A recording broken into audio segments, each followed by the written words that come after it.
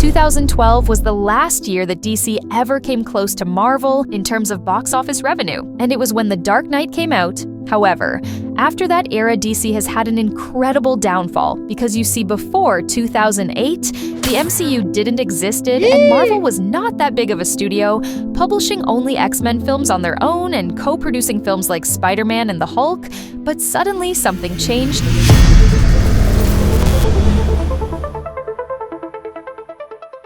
In an era when DC was producing the Dark Knight trilogy, Marvel Studios decided to place all their bets on one man, the one we know as Robert Downey Jr., breaking the bank and making the first ever Iron Man movie in the year 2008, a superhero who was not very popular amongst audiences, and also in the era of Spider-Man and Batman. Despite everything, the Iron Man movie exceeded expectations by becoming the 8th highest grossing film, while bringing over $550 million. Even at this point, DC was doing quite well. You can even say this was the peak of the DCEU, but what happened next shook the world. On December 31st, the Walt Disney Company acquired Marvel, seeing the potential of the superhero characters they had, and by seeing the success of the first movie of the universe, Iron Man aka Tony Stark's storyline was something that people loved, and it went rather famous, and the demands for a sequel went high.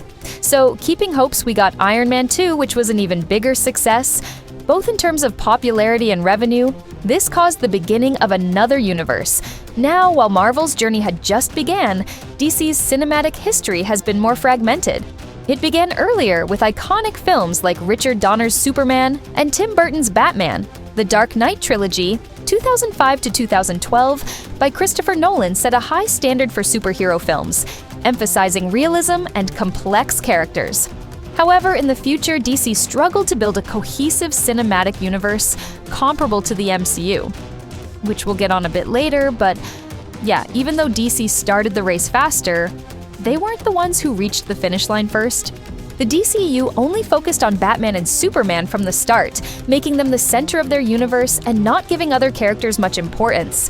This led the fans to do pretty much the same, while Marvel, which had a diversity of superheroes including Spider-Man, who is the most famous man on the planet, they still didn't use him till 2016's Civil War, using other superhero characters in their movies and making a base audience for them instead of just worshipping famous characters like the DC universe did.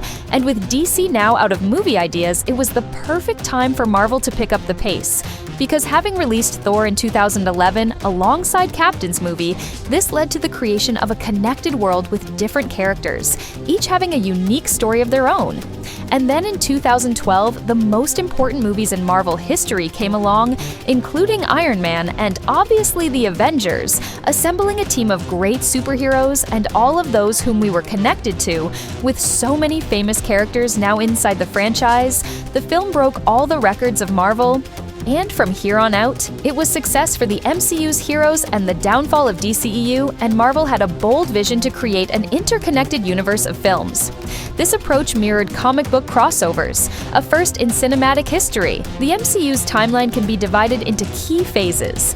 Films like Iron Man, Thor, Captain America, The First Avenger, and The Incredible Hulk introduced individual heroes, culminating in The Avengers, 2012, which proved the concept's viability. This phase deepened the narrative with films like Guardians of the Galaxy and Captain America, The Winter Soldier, while continuing to develop core characters. It also began exploring cosmic and mystical elements. Highlights include Doctor Strange, Black Panther, Avengers, Infinity War, and Avengers Endgame. This phase concluded the Infinity Saga with the defeat of Thanos and became a cultural phenomenon. Shows like WandaVision and Loki on Disney Plus became integral to the overarching story, while films like Spider-Man: No Way Home explored the multiverse concept.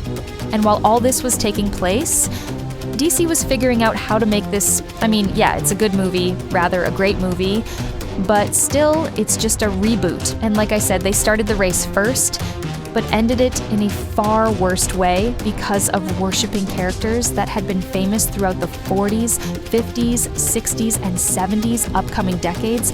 And though these characters are still fire, DC's concept of creating an interconnected universe failed because they just rushed into it, pulling characters out of their asses in Batman vs. Superman, and not having proper introductions, meaning separate films, also tainted the superheroes. This led to the dismemberment.